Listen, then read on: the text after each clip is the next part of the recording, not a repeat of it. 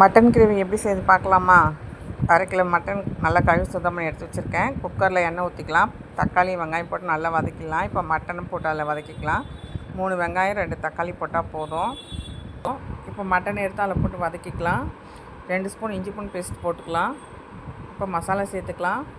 3 spoon மிளகாத்தூள், 1 spoon மஞ்சப்பொடி, 1 spoon garam masala powder, தேவையான உப்பு.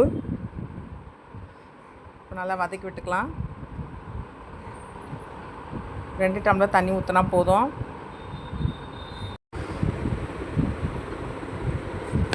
இப்போ நல்லா வதங்கிடுச்சு. இப்போ அந்த டைமில் தண்ணி ஊற்றிக்கலாம். 2 டம்ளர் ஊற்றினா போதும். மூடி போட்டு 2 விசில் வரட்டும். எங்கள் ஊர்லலாம் சீக்கிரமாக வெந்துடும் மட்டன். உங்கள் ஊரில் எத்தனை விசில் போடுறீங்களோ போட்டுக்கோங்க. இப்போ விசில் போட்டாச்சு.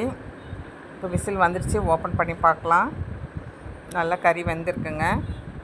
ஸ்டவ் ஆன் பண்ணிக்கலாம். கடாய் போட்டுக்கலாம்.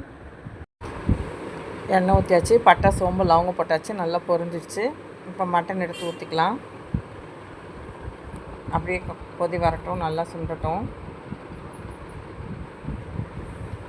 நல்லா கலரி விட்டு மூடி வச்சிடலாம்.